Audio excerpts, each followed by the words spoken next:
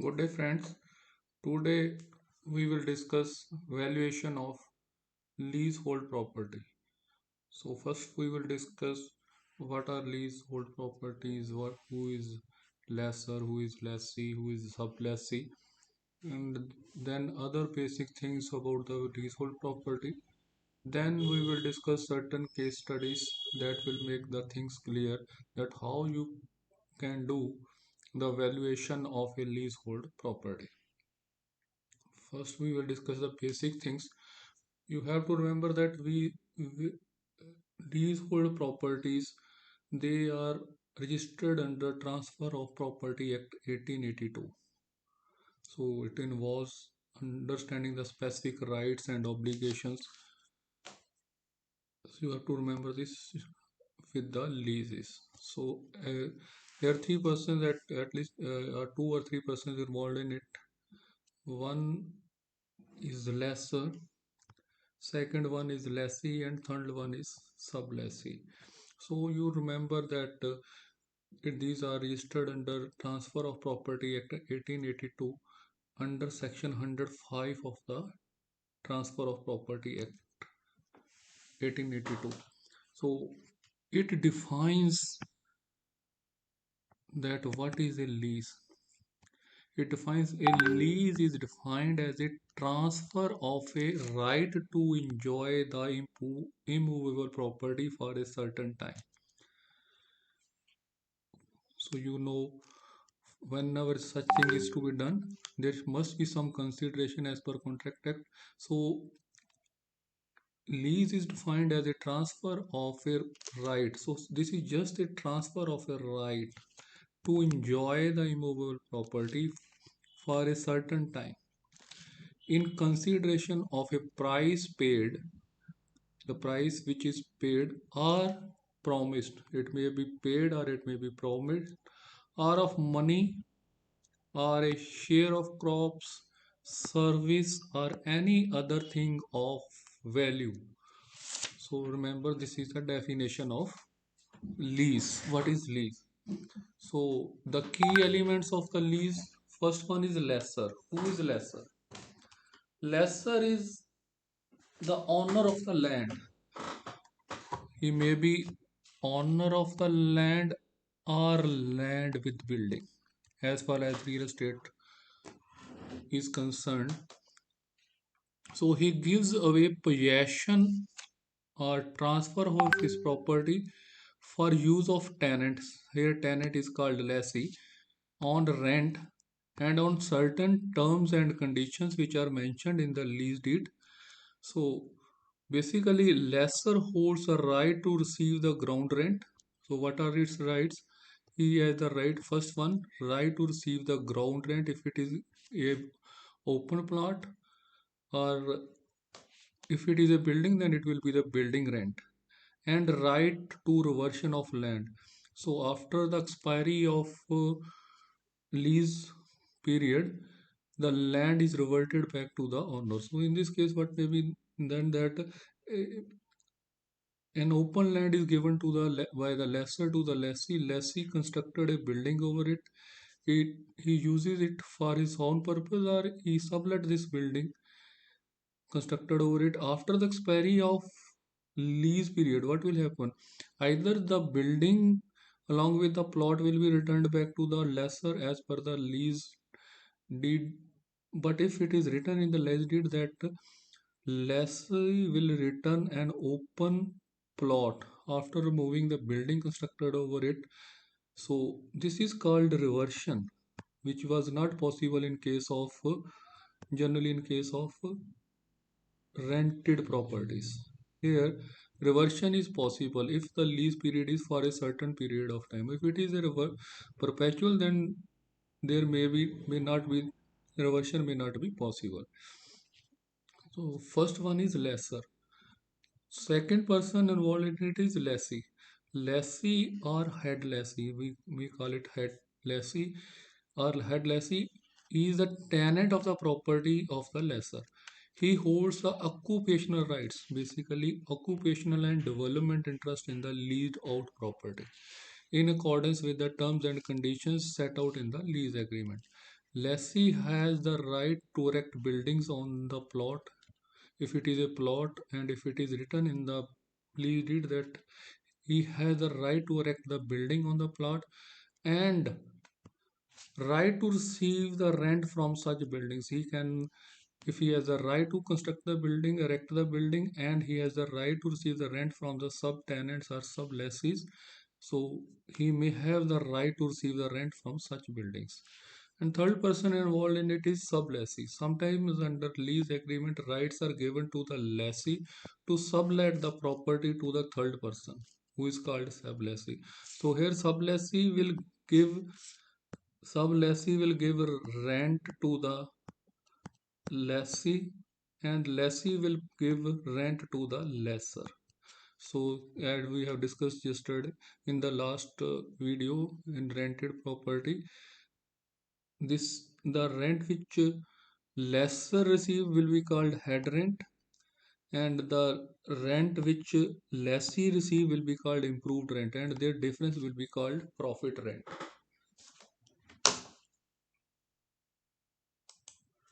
Then what are the rights and liabilities of lessor, lessee, and sublessee? We will discuss them. That what are the rights? The right, first right is rent collection. So lessor has a right to collect rent from the lessee. See here, he is the right to collect rent from the lessee as agreed in the lease contract. So then property accretions, the lessor is entitled to any natural or man-made additions to the property as it is written, if it is written in the lease deed. Then reversion. So at the end of lease term, the property reverts back to the lessor. So these are the rights. So there may be many other rights as mentioned in the lease deed.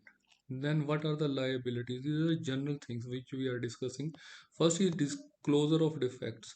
So if there is any material defect in the property, he has to disclose to the lessee that material defects which could affect its use.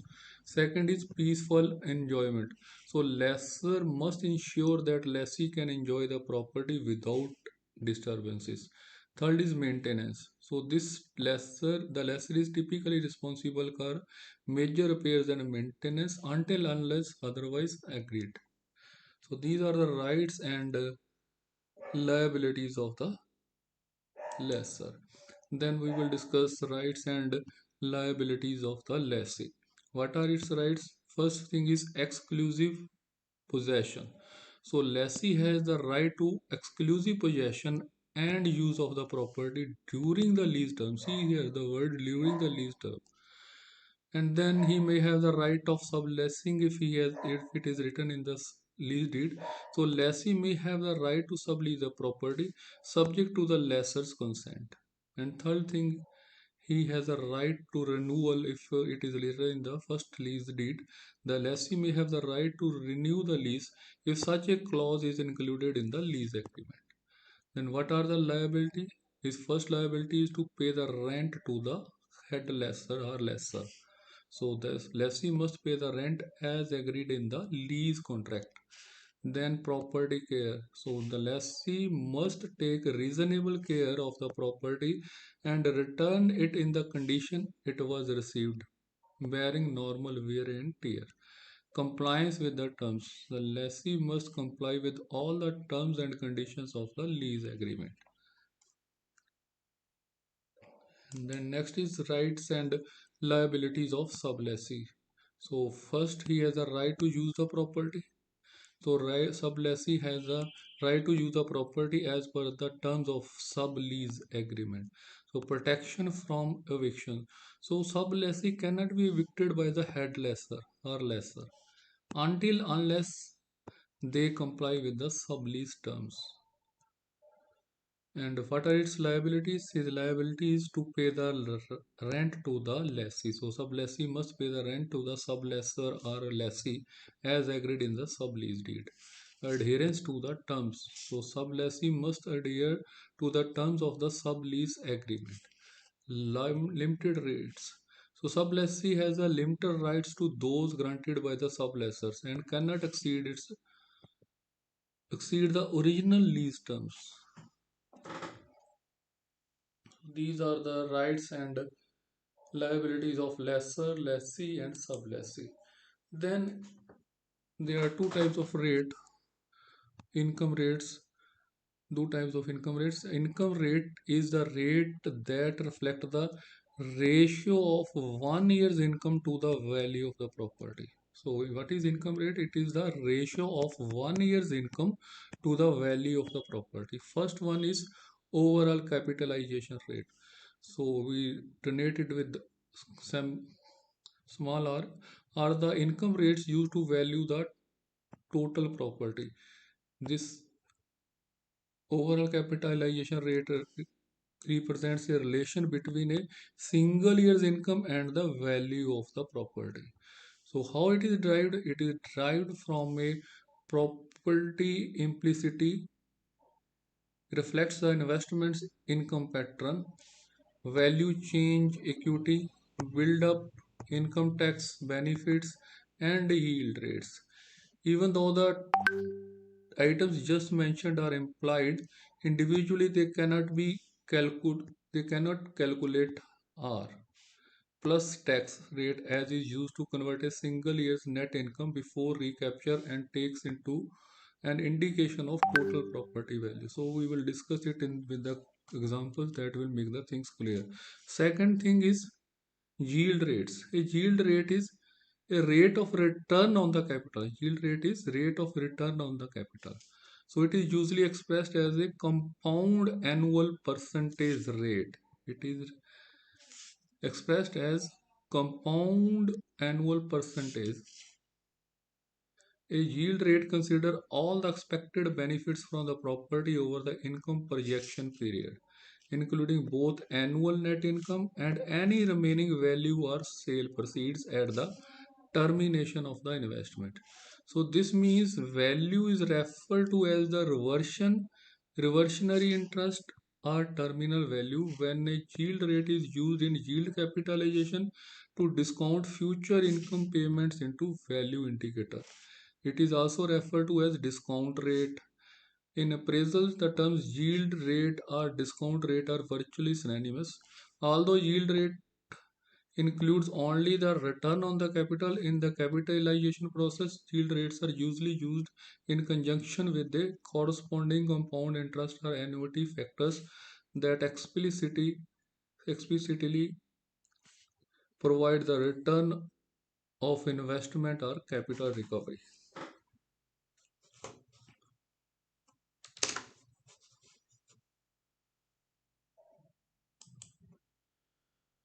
So, an investment in a property that is expected to decrease in value will have the income rate that is larger than the yield rate. You remember this thing.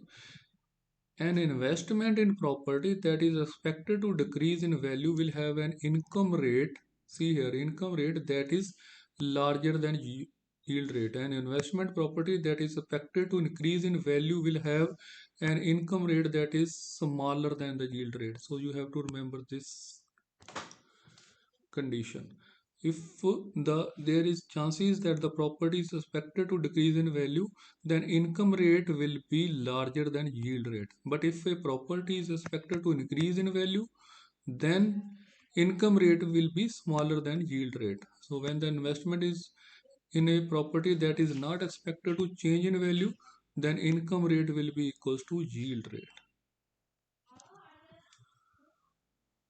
So how yield rate is calculated? Driving the yield rate from market-derived data in real estate involves analyzing the relationship between the income generated from a property and its market value.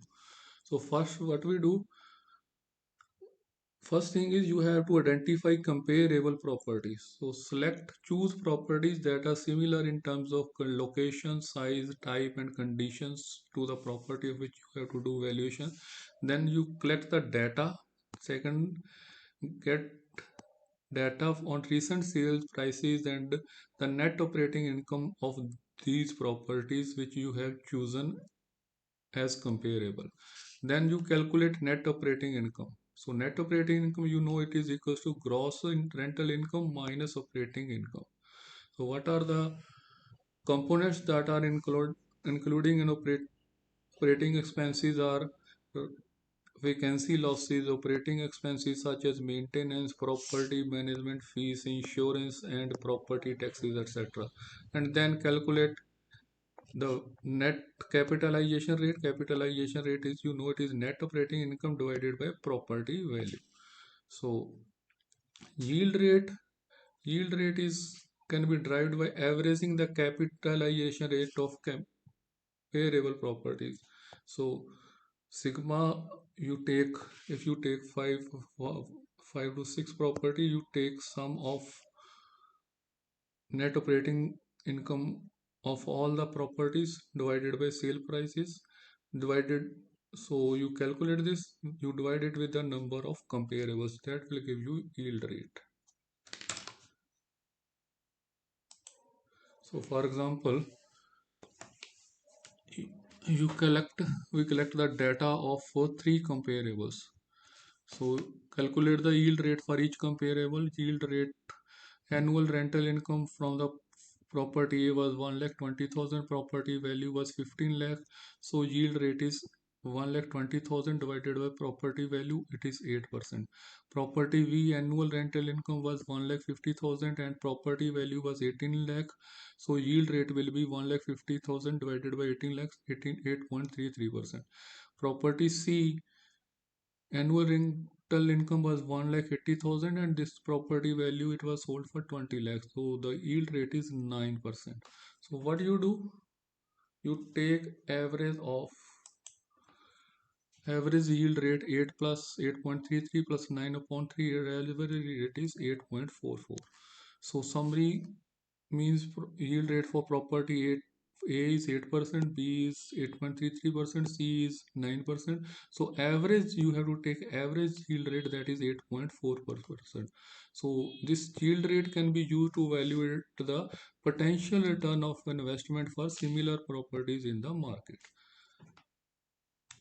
So investors can compare this rate with the yield rate of other investment opportunities in the market for informed decisions. Then generally expected capitalization rate. These are just a thumb rules. So we have already discussed what are secured ground rent. If the owner is getting a secured ground rent, means the lessee or the tenant has constructed a building over or some, you know, done some improvement over the building, over the plots. Then you can choose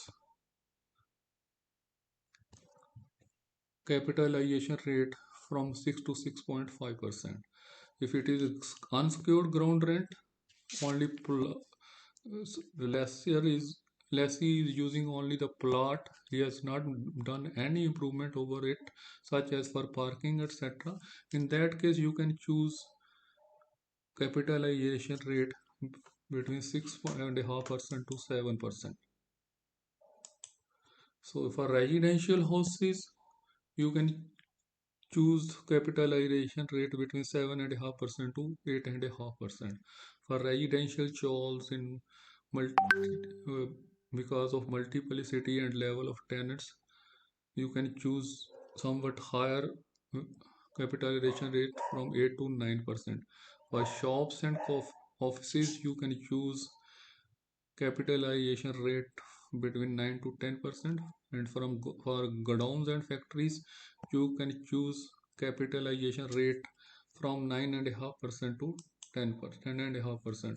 And for single use properties such as cinema houses, hotels, so because the clientage for taking such single use properties are rather limited, so there you can use capitalization rate between 10% to 11%. So when assessing the reasonable rate of return, it should be kept in mind that simple comparison with bank rates will not be in order, for simple reason that in spite of rent control restrictions, etc., it is still a fact that property appreciate in value. So there is thus substantial capital growth which is not there in bank deposit. For a fact, it is well known that the return in company share is extremely low because of the people expect substantial capital appreciation. Higher the expectation of capital growth, lower will be the return. So you have to remember this fact. Higher the expectation of capital growth, lower is the rate of return. Then type of lease. So first type of lease is building lease. It may it, building in building lease, what will happen? In building, you remember by name. In this case, plot or open land is given by the lessor to the lessee to construct a building over it. So by name it is not, you must not confuse it that the building is given on lease. Here only open plot is given over which a lessee can construct a building over it. So its period may vary from 30 years to 999 years. So lease period of 99 or 999 year is called perpetuity, and lease is called perpetual lease. So ground rent, so because since only ground is open plot is given, so ground rent for land users is paid by the lessee to the lessor, and the rent from the occupants of the building erected over the plot is received by the lessee. So you must remember this thing. So many times, in addition to ground annual ground rent, lessor takes initial premium from the lessee. This is like an advance lease rent from the full lease period. So annual lease rent in such cases is reduced correspondingly, as we have already discussed in the rent controlled property. So in government agency lease such as state IDC lease, full premium amount is initially charged and annual lease rent is fixed at a token sum of 1 rupees per year only. However, in private leases, lease total rent is bifurcating in two parts: advance rent, which is called initial premium, and annual rent. So some of the leases has a provision or clause for renewal of lease period for the second term at the revised rent or at the same rent. So in some other cases, there is a clause which requires surrender of the building constructed of the plot by the lessee to the lessor, free of cost on maturity of lease. So value of rights of lessor and lessee will depend upon the clauses as mentioned in the terms and conditions of the lease. Second type of lease is occupational lease. So in occupational lease, this lease is for occupation of land and building together. Remember, in occupational lease, it is for a use of land and building together. So building is erected by the lessor on the land owned by him, and then it is leased together for the occupation of lease. So ownership of land and building are both with the lessor. Occupational lease can also be in the form of leasing ownership flats, ownership offices, ownership of shop, which belong to the lessor but is leased to the lessee for occupation only. This type of lease is very common in all cities of India. So its time period varies from 3 to 10 years. So there is generally a provision of increase in rent after 1 year or 2 years interval. Occupational lease of the commercial premises is very common in all part of the country. It is normally done under the Transfer of Property Act. See here. So lease is done under the Transfer of Property Act. If it is given on license, it is done under Indian Easement Act. So see the difference here. Then lease for life. So under this type of lease, period of lease is directly linked to the future lifespan of the lessee. So on the death of lessee, the lease comes to an end. Though the building still is there, then it has to be transferred, reverted back to the lessor. So these are generally not common in India. These are generally used in European countries. Sublease, you know, in this type, lessee has the right to sublet the property as per the terms and condition of the agreement. So, but here, let us suppose the lease period is 9 years between lessor and the lessee. Lease period is 99 years. Then between lessee and sub-lessee, it will be 1 year, at least 1 year less than the first lease, or from, it should be less 1 year less than that. So 1 year less than the period of main lease. So if main lease is of 99 years, sublease will be of 98 years. Again, lease rent is fixed under sublease is always more than the lease rent. So remember, uh, improved rent is what we say, improved rent, it is always higher than the head rent. Only then the lessee will get some profit. So profit rent is the benefit enjoyed by the lessee. Under sublease possession of property with the sublessee only, yet there are three parties interested in the total value of the property: head lessor, lessee, and sublessee. So value of the rights of each one will depend upon the rental values and the terms of principal lease and sublease. So lease provisions are covenants. Covenants. All leases have provisions stating that lessee will immediately terminate the lease by the lessor if the lessee violates any terms and conditions of the agreement. That is before the lease maturity date. Therefore, a valuer must review the numerous terms and conditions that are often included in the lease deed. The following are the some significant terms and conditions that are typically included in the lease deeds. First thing is, as a valuer, you have to check what is the duration of the lease. Means when the lease has started and when it will end. These both dates the valuer should check from the lease deed. Then he should check whether there is a clause of renewal. Then what is the date of notice of renewal, number of years for the first term and any subsequent period, and provision for rent revision upon renewal. This is to be checked by the valuer. Then what is the amount of rent, which is either fixed annual rent, monthly rent, or ground rent, which is increased after a predetermined number of years, such as 10 or 20 years. This has to be checked by the valuer. Then lessor's convenient. It his convenient is his his obligation is to pay the government land tax. And lessee has to pay the building tax, building insurance, maintaining and repairing the property, and paying the rent on time. Then right of assignment, the ability to sublease land with or without restriction. This the value has to check. Then he has to check if there is any restrictive covenant in the lease deed, such as not to change the land's use or the building itself. Then clause of vesting back land means reversion. So this is crucial. This clause stipulates that lessee will return the ownership of open vacant land to the lessor upon lessee lease maturity, and will tear down the building constructed on the lessor's property. Many leases provide that lessee will give the lessor the land and the building back at no expense to the lessor upon lease maturity. So this as a value you have to check what is written about the vesting back, whether it is land only or after removing the building, or land with the building, depending upon the conditions as stipulated in the lease deed.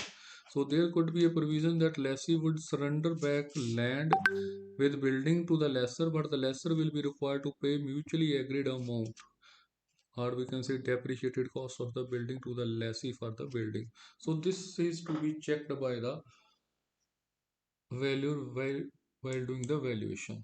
So whenever you have to check these things, you have to check value of lessor's interest in the property. Normally consists of two parts. First is capitalized value of ground rent or rent income for unexpired. This is very important. Whenever you are doing valuation, you have to check what is unexpired period of lease. You are interested with this unexpired, not with the total lease period. So unexpired lease period. Then present value of the right of reversion of the property. land or land with building at the expiry of lease period. Then value of lessee's interest may be capitalized value of net rental income receivable from the building for again this thing unexpired period of lease, as a lessee would lose the building on the maturity provisions for recoupment of capital invested in building should also be made selecting dual rates. So generally in case of lessee, if the time period is small, we use YP dual rate so that he is able to recoup the capital invested in the building. So if the plot is not fully developed but is underutilized, in such a case the lessee would also hold the interest equivalent to present worth of the unutilized FSI of the land. This thing will be clear. We will be doing some examples that will make the things clear. Then premature termination or surrender of a lease. Lease may be terminated under these conditions. First is mutual agreement. Both the lessor and the lessee can agree to terminate the lease before its expiration. This is often formalized through a deed of surrender. So this is possible under Transfer of Property Act 1882. Then if there is breach of contract, if either party breaches the terms of the lease, the aggrieved party can seek termination. So common breaches include non-payment of rent or unauthorized use of the property. Then notice period. Under Section 106 of Transfer of Property Act, it requires a notice period for termination. For agricultural or manufacturing leases, 6-month notice is required, while for other leases, 15 days notice is required. You have to remember this thing. Then benefits of real estate investment. What are the benefits of real estate investment? First is, in this case, if it is a income generating property, you have a steady cash flow, means rental property can provide a regular income stream. Then this thing is most important, which may not be possible in other investment: appreciation. So real estate in most of the cases it tends to appreciate over time, increasing your investment's value. Then tax advantages. There are certain various tax benefits associated with owning real estate, such as deduction for mortgage interest, property taxes, and depreciation. Then diversification. You have the possibility of having diversify your investment portfolio, reducing risk. Then leverage. You can use borrowed capital to increase potential return on the investments. So risk which are associated with the real estate investment. First thing is market fluctuation. So real estate markets can be volatile and the property values can decrease. Management hassle. So managing real property can be time consuming and stressful. Then high entry cost. You require a sufficient upfront investment for buying a property.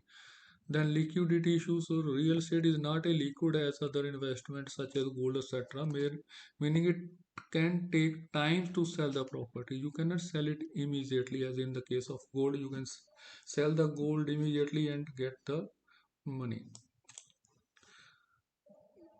Then next is surrender of lease. How the lease can be surrendered? First is express surrender. This occurs when the lessee voluntarily gives up their interest in the property to the lessor through a mutual agreement. Then implied surrender. This can happen when the lessee takes a new lease of the same property, implying the surrender of the previous lease. So you must remember these two terms: what is express surrender and what is implied surrender. So legal considerations for surrender of lease: documentation. So surrender or termination, it is also to be registered, should be documented and registered with the sub registrar's office to legally binding. Compensation. Sometimes the legal agreement may include a termination fee or compensation for early termination.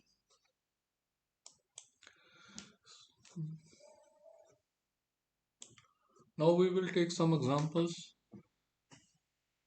MIDC State Government Corporation leased 1800 square meter of land. So area of the land is 1800 square meter for an industrial use in 1976 by charging a full premium at the rate of 400 rupees per square meter. Lease period was 95 years and renewable for further 95 years period. Lease rent was fixed at rupees 1 per year.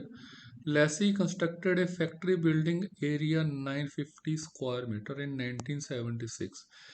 Lease provides that in case of sale assignment, lessee shall pay 10% of the unearned increase in land value to the lessor. Calculate the value of lessor and lessee as on 2015.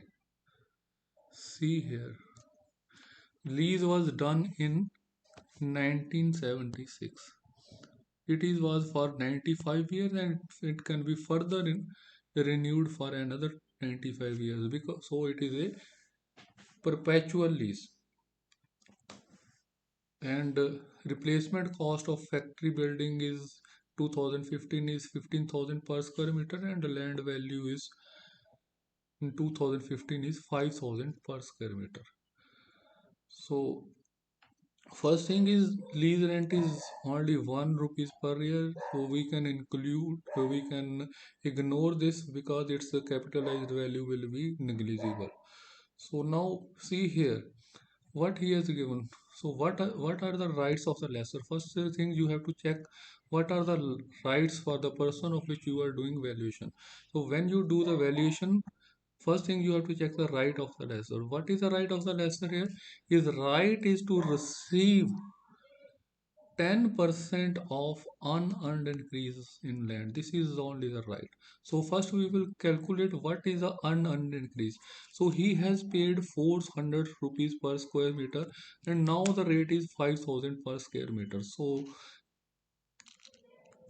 this is the increase, 5,000 minus 460, and this area of the plot is 1800 square meter.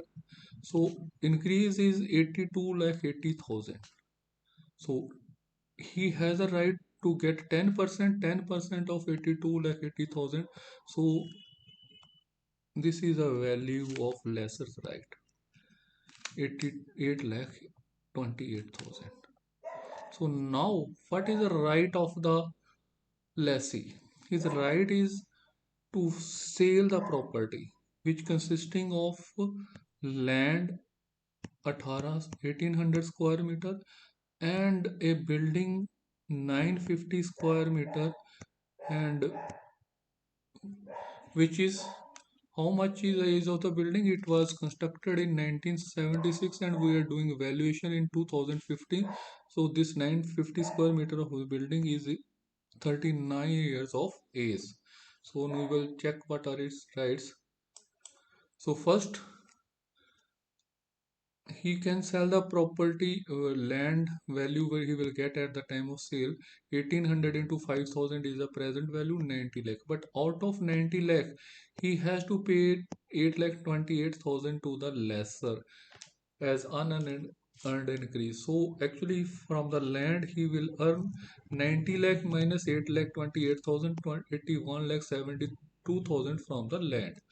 Then from the building, replacement cost of 950 square meter of the building, and the present rate of construction replacement rate is 15,000 per square meter. So 950 into 15,000, it will be 1 crore 42 lakh 50,000. And then so see here, let us suppose if 10% is salvage value, it means in 60 years, and age of life of the building is 60 years.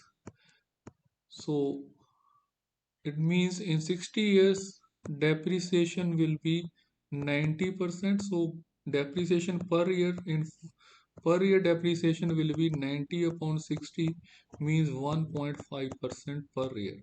So if the building is 39 years old, so 39 years old means 39 into 1.5. So depreciation in 39 years will be 58.5%. So depreciation value in 39 years is will be 58.5% of 1 crore 42 lakh 50,000. So this much amount will be depreciated, that is 83 lakh 36,250. So what will be the depreciated value of the building in 2015? 1 crore 42 lakh 50,000 minus depreciation value 83 lakh 36,250, 59 lakh 13,750. So value of the land plus depreciated value of the building. So total value of the building is 1 crore 40 lakh 85,750. Say 1 crore 40 lakh 86,000. So total value of the lessee part and value of the lessor's part. So total value is 1 crore 14 lakh 14,000. So if you check, see here, lessor's share will be 5.55% only, and the lessee share is 94.5%. So in this way you can find the, first you have to check what are the rights for the person for which you are doing valuation. If you are doing valuation for lessors, then you have to check what are the rights he has in the property. And if you are doing valuation for the lessee, then you have to check what are the rights he has in the property. Next, in a small town, land was leased for construction of a cinema in 1985. See, in 1985, this was the year in which it was constructed. Lease period was 35 years, and lease rent was of the land was fixed as 40,000 per year. Lessee constructed a building, cinema, and started running same himself. Net income from the cinema in the year 2014-15 is 3 lakh 50,000 per year. Calculate the value of lessor's interest and also the value of lessee's interest in the property as on 2015. The lease deed provides that cinema with machinery would vest with the lessor free of cost on the maturity of lease in the year 2020. So see here, first we will calculate the value of lessee's interest. So what is, the lease was done in 1985. It was for a period of 35 years. It means lease will end in 2020. For we are doing valuation in 2015. So unexpired period of lease is 5 years. So for next 5 years, the lessor has the right to receive this amount 3 lakh 50,000. But after 5 years, what will happen? The cinema, along with its machinery, will be reverted back to the lessor.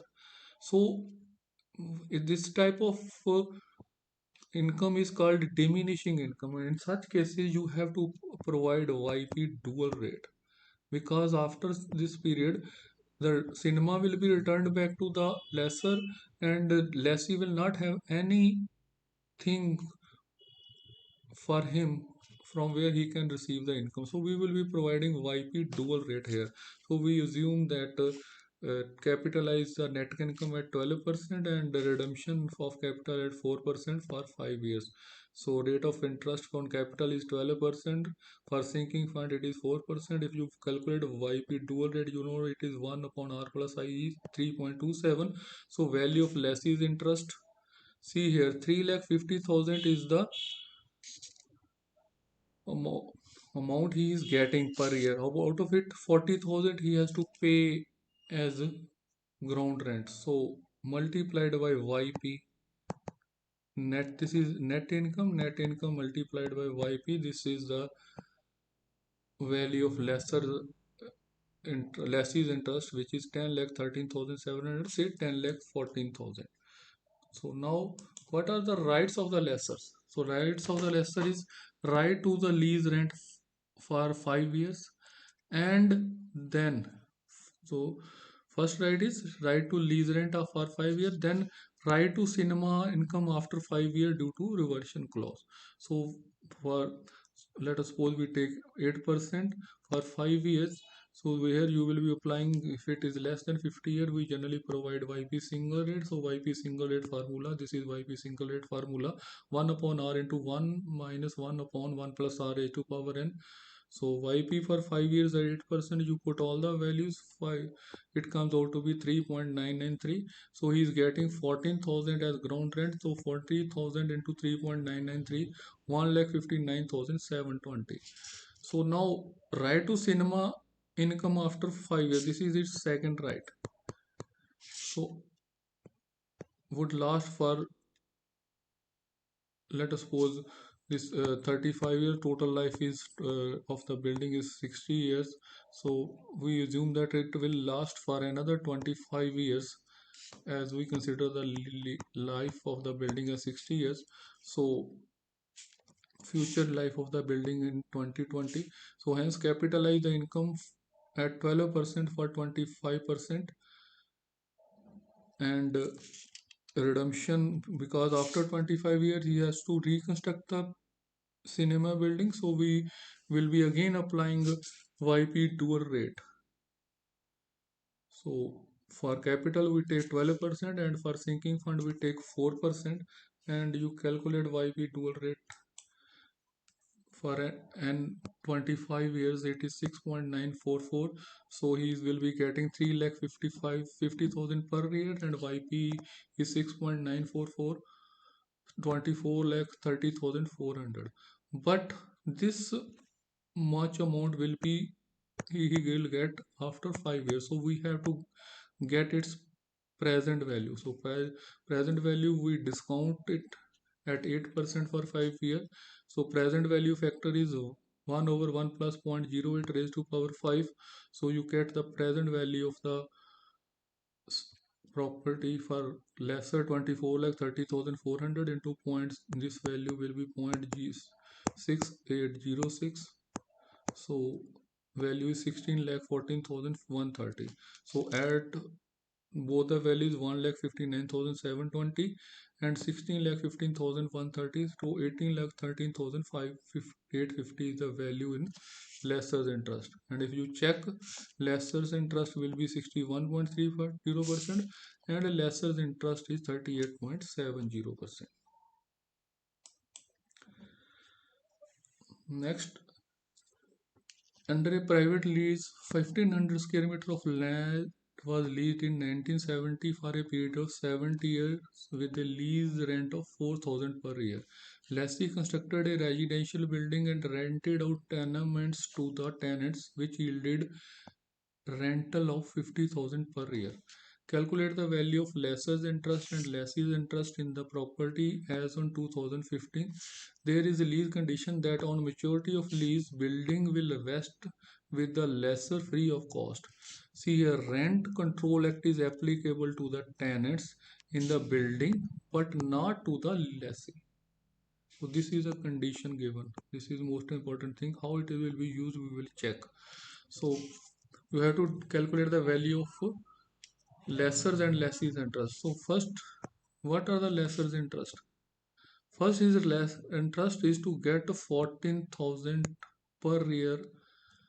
See here, building was constructed in 1970 and 70-year lease period. So lease will end in 2014. So we are doing valuation in 2015. So unexpired period of lease which you have to check, it is 25 years. So he has a right to receive 4,000 for another 25 years. So we calculate the lease rent capitalized value of this 4,000 for 25 years at 8% interest for 25 years by using YP single rate. So this is a YP single rate formula. You put all the values. YP single rate for 25 years at 8% comes out to be 10.7675. So you multiply 10.675 into 4,000, 42,700 will be the value of the property as far as this ground rent is concerned. Then after 25 years, what will happen? Lessor will get 50,000 annually in perpetuity. So we calculate the value of the rental income after 25 years at 8% in perpetuity, 50,000 into 100 upon 8, 6,25,000. But it will be after 25 years. So we have to find its present value as on today.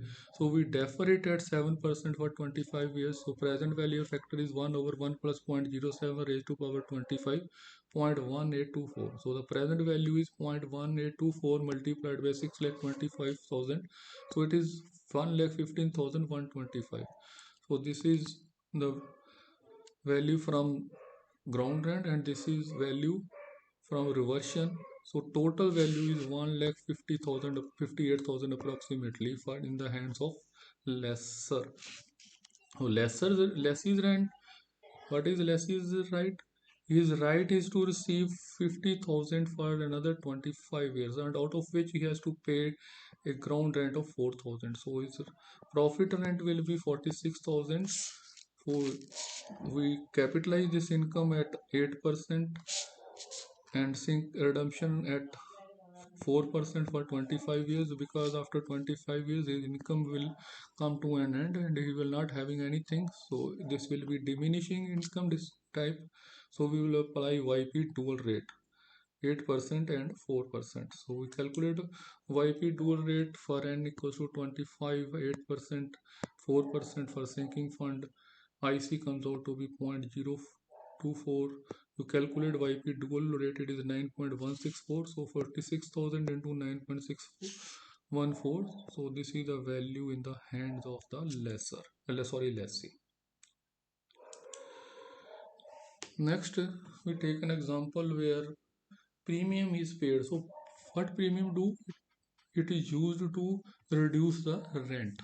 So a person has leased his premises for 30 years for net rent of 4,500 per month to a company, and he is ready to accept less negotiated rent instead of market rent by accepting a premium of 1,50,685. Then what rent should be reserve rent in the lease? The expected rate of interest is 9.50% and the redemption rate is 3.5%.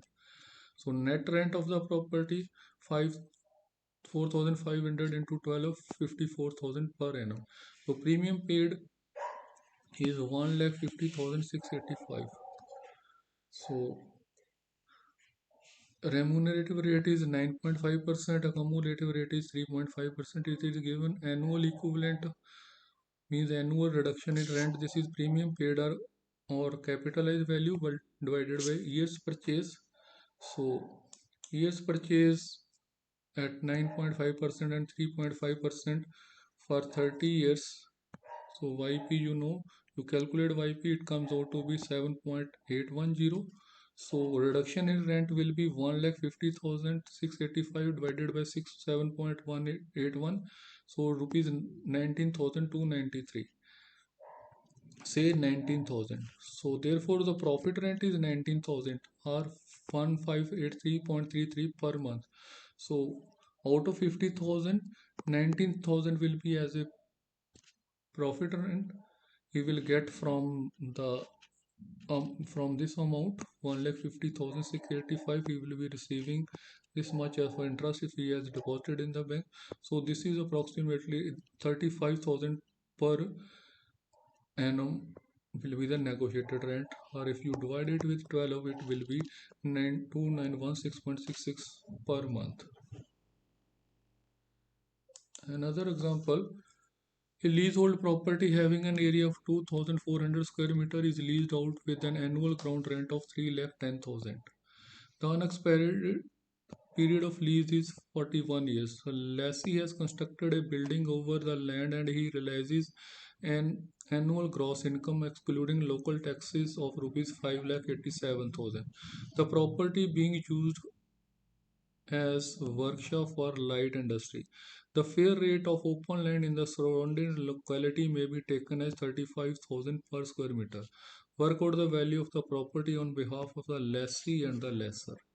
The capitalization rates may be assumed as 12% for the lessee, and for the lessor it may be assumed as 6% as his income from the property is heavily secured, since he will certainly get at least the same annual ground rent after expiry of lease. either from the same lessee or from the other lessee.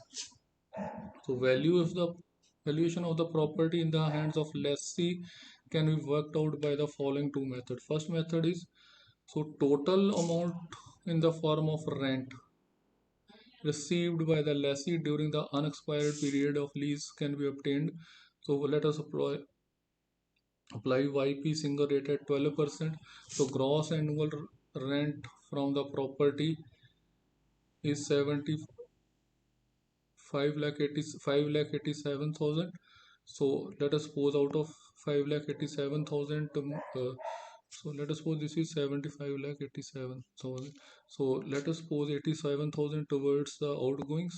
So 75 lakh is the net rent he is receiving. So unexpired period is 41 years. YP for single rate at 12% or 41 years 8.25. So 75 lakh into 8.25, 6 crore 18 lakh 75,000. This is the first method we generally use. So this method, though logical, will give variable value from year to years. So the second method is adopted. In the second method, what we assume? We assume that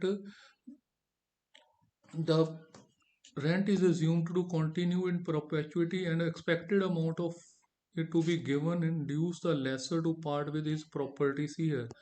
So what do we do? He we assume that he paid the lessor the cost of the land, and by so that this property becomes a freehold property for the lessee. So gross rent he is receiving 75 lakh 87,000. So let us suppose out of this 87,000 is towards the usual outing. So the property's income, net annual income becomes 75 lakh. Capitalization rate at 12% perpetually. YP perpetual is 8.33%. So here we will assume, see here what we are doing. We assume that he is getting 40 this value of the property at 8.33% YP perpetual 6 crore 24 lakh 75,000. So let us suppose he has paid for the open land to the owner. So present rate is 15,000 per square meter, 2,400 square meter is the area. He paid an amount of 3 crore 60 lakhs to the lessor. So net value of the property in the hands of the lessee will be 2 crore 64 lakh 75,000. So valuation in the hands of lessor. So he is getting an ground rent of 2 lakh 10,000 per annum at 6%. So you calculate YP perpetual, it is 16.66. So capital amount of annual ground rent of 2 lakh 10,000 at 6% is 34 lakh 98,600. So this is all as far as the lease valuation of leasehold properties are concerned.